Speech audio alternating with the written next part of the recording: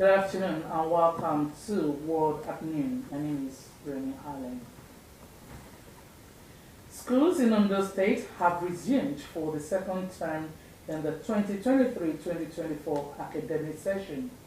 The turnout of the students in most of the schools visited was impressive during the first day of resumption. Assembly grounds were filled to the brim with students and their teachers who thanked God for the new year, while always engaged in fervent prayers for the success of the academic session.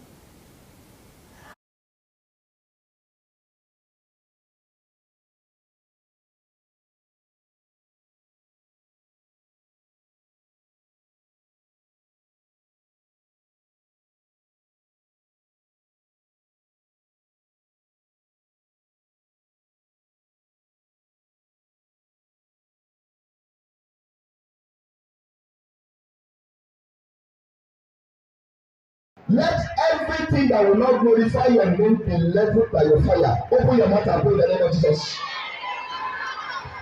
Open your mouth and pray. Jesus, go ahead of me. You don't keep me out in pray. To May, to June, to July, to August, to September, October, November, December 2024. Jesus, go ahead of me, Lord. In the next 30 minutes, we start our physical test. We have our statutory meeting on Friday. So we started our academic section for this since last week, Friday. We only resumed officially we resumed today, then we started our academic work since Friday. I met the teachers and I told them all our activities for this time. They are all accepted.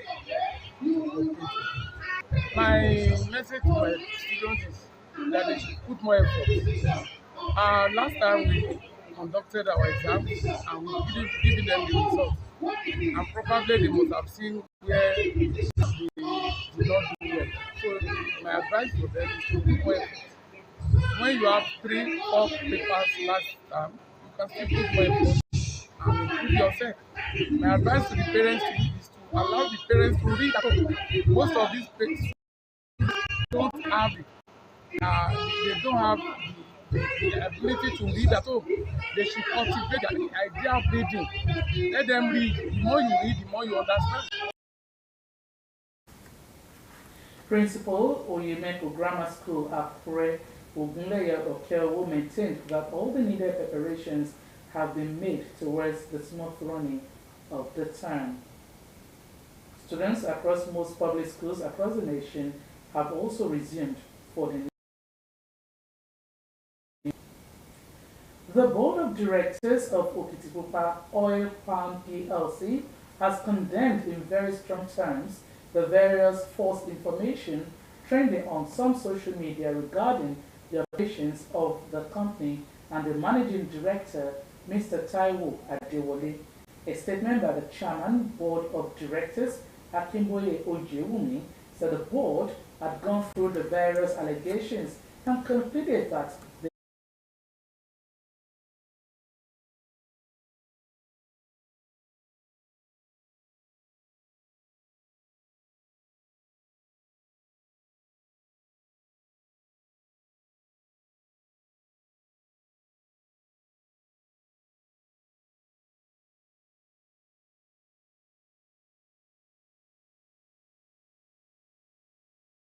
of very eminent Nigerians from the investing public, state, traditional institutions.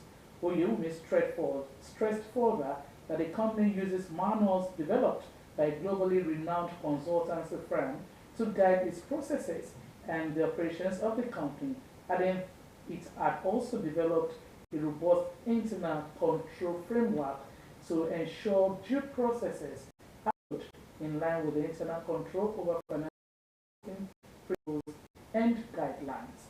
According to him, the current board of directors, with Mr. Adewale as the head of executive management, introduced a cashless policy from inception to ensure that cash is not handled in any form in the company. On the call for Ondo State government to change the leadership of the management, Oyewumi pledged that the managing director was never an appointee of Ondo State government, but rather in the full employment of the company, and therefore urged the public to disregard such false and mischievous attempts to forcefully change the executive management. The Ministry of Interior will today launch the first online portal for passport application in Abuja.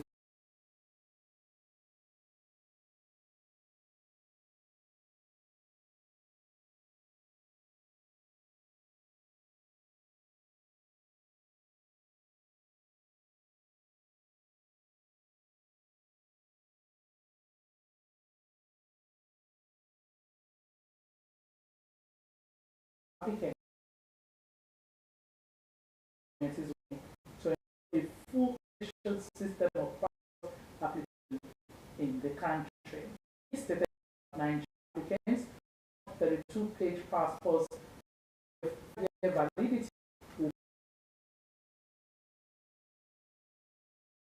5 with 10-year validity will pay 7,000. Meanwhile, foreign applicants who wish to passport with validity to pay $100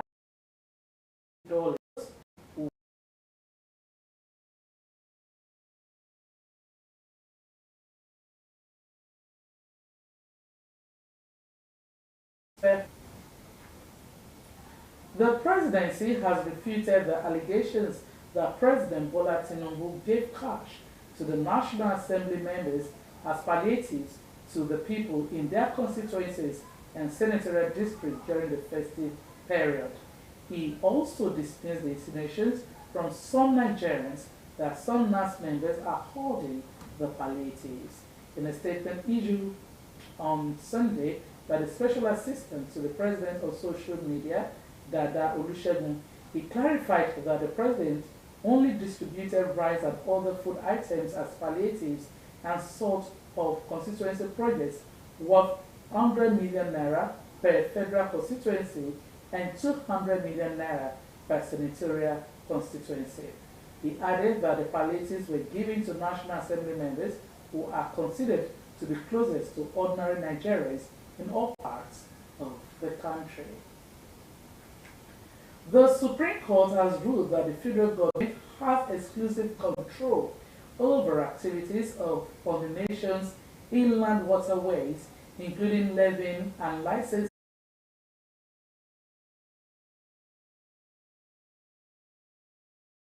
and illegal for states to seek to control the sector and impose levies on businesses operating in the nation's inland waterways. The judgment was given on the appeal filed by the National Inland Waterways Authority, the Minister of Mines and Steel Development, and the Minister of Transport. Respondents to the appeal were the Lagos State Waterways Authority, the State's Commissioner for Waterfront Infrastructure Development, the State's Attorney General, the Governor of Lagos State, the Incorporated Trustees of the Association of Tourist Boat Operators and Water Transportation of Nigeria, and the Incorporated Trustees of Dredgers Association of Nigeria. The legal battle over the control of inland waterways began in 2012 when the Lagos State government dragged the federal government before the Federal High Court in Lagos. The Police Service Commission says recruitment of Nigerians into the constable cadre of the Nigeria Police Force will commence today throughout the Federation. According to the Commission, this involves physical and credential screening of successful applicants after 6 weeks period for receiving applications in line with the requirements of the Federal Character Commission. The chairman of the commission, Solomon Arase, said it is not merely a recruitment exercise, but a process to leave a legacy behind. The chairman will charge the staff of the commission to uphold the torch of professionalism and integrity, that the staff are entrusted with a job that carries the weight of the nation's aspirations for a just and secure future. Osrc added that the recruitment exercise assumes paramount significance as the first conducted by the Commission since the landmark Supreme Court judgment of 20th July 2023 that reaffirmed the primacy and exclusivity of the Commission in recruiting for the Nigerian Police Force. The federal government has signed a memorandum of understanding with Saudi Arabia in a move to solidify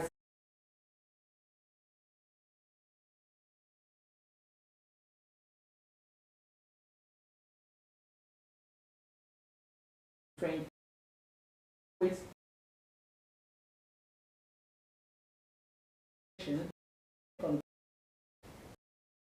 environment of agency proper transportation for the House of Representatives also previous attack to several anomalies that emanated from the 2023 Hajj and report back to the House. The two held brief ambassador restricted solution short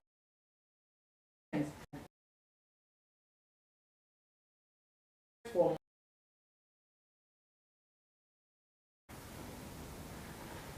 the fighting in Sudan has put schooling on hold for millions of young people in what the UN has called the world's worst education crisis. It is the same for hundreds of thousands of refugees who have fled to neighboring countries.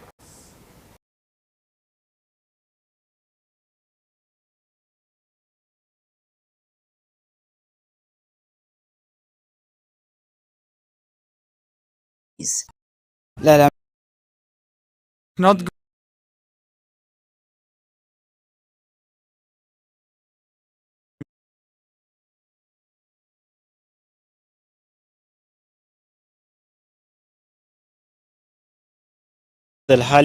The way things are, there is no hope of returning home anytime soon, let alone continue our studies. It says at least his generation can read and write, but fears more for the small refugee children, it says here. Head agency official in Chad's border town of Ondri says there are no schools for the hundreds of thousands of newly arrived Sudanese refugees. The refugee population here has crossed the 600,000 of 30. That number continues to grow. Aid workers say even if these children eventually get into a classroom, there is another problem. The curriculum in Sudan is different from what is taught here in Chad. So to get the children engaged, parents send them to religious schools like this to study. The priority for now is to provide shelter and food, and even that is grossly inadequate. Overcrowded public schools in Ondri can't take in any refugee child. For thousands, an entire school year is now wasted. There is no clear indication as to when the refugee students will be able to return home and their classes. Kemisola Jomu, Osrc News. 3 Israeli government ministers have refused to take part in Sunday's weekly cabinet meeting as divisions grow over the war on Gaza. It comes after Israeli media reported that the war cabinet meeting on Thursday descended into chaos and yelling. Prime Minister Benjamin Netanyahu is urging unity, saying they must put everything aside to focus on winning the war. Ukrainians are celebrating Christmas again. The government officially recognized the holiday on December 5, but not everybody agrees with that change, which is widely seen as a snap to Moscow. Opinions are divided over the move away from the Orthodox calendar. Kemisola Jomo has details. Church bells on a frosty Christmas morning, except this isn't December 25th. The official Christmas now recognized by the Kyiv government is January 7th. The Christmas traditionally celebrated by the Ukrainian Orthodox Church according to the Julian calendar. We are Orthodox in Ukraine. We celebrate today and will continue to do it. I think those who celebrated Christmas on the 25th, as my grandmother used to say, everyone goes crazy in their own way.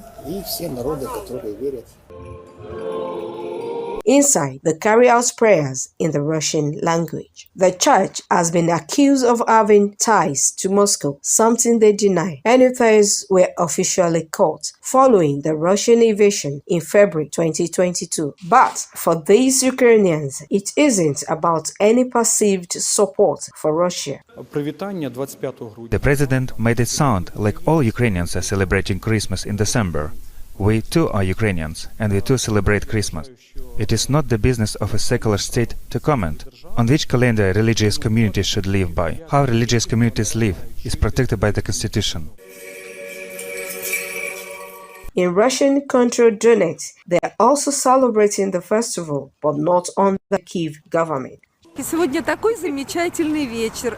Tonight is a wonderful Christmas evening. Despite all the difficult events in our hometown, we are in our hearts with faith in Russia, with faith in our victory. Be happy and healthy, be strong.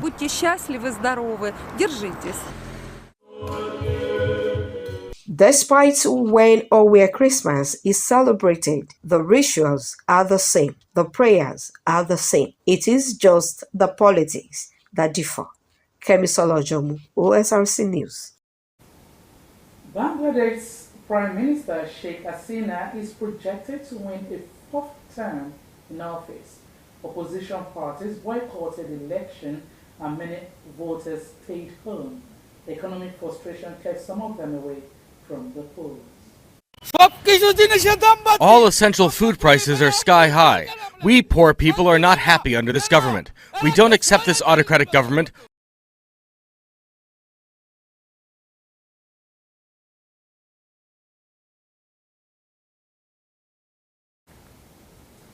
The occupied West Bank has seen a surge in violence and arrests since Israel's war on Gaza began.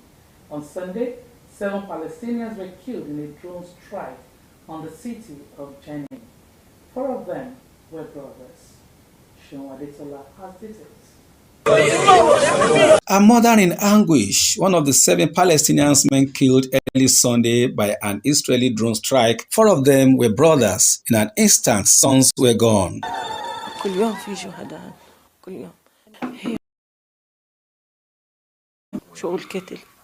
Everybody knows Israel is about terrorism. They want to kill all Palestinian people. They don't want to spare anyone. They want to annihilate the Palestinian people, whether they are young, civilians, or fighters. I was worried every time they'd go to Jenin that they might get killed. But I never expected to lose them all at once. The airstrike that killed the boys were carried out in the aftermath of an Israeli army raid. During that raid, a female Israeli soldier was killed when an improvised explosive device went off. Palestinian armed group Janai Brigades claimed responsibility. People say when Israeli army vehicles left the city at around 5 in the morning, several Palestinian men, including the 4 brothers, were standing in this roundabout. They were civilians, but some of them threw rocks and pipe bombs towards the outgoing soldiers. Abdel Nasser Anisha owns a coffee shop across from the attack site. His son often works alongside him. I'm still trembling. I'm scared. I'm scared for my children, that anything can happen to them. A sense of dread many here feel will only deepen. Seun Adetola, Osrc News. The government of the Maldives has suspended 3 deputy ministers after they made derogatory remarks about India's Prime Minister Narendra Modi on social media. Malshah Sharif, Maria Shoaina, and Abdullah Mazoum Majid, who all worked for the Ministry of Youth Empowerment, Information and Arts, were disciplined for describing Modi as a clown, terrorist and puppet of Israel on social media platform X in response to a video of promoting tourism in Lakshadweep, an Indian Union territory in the Arabian Sea.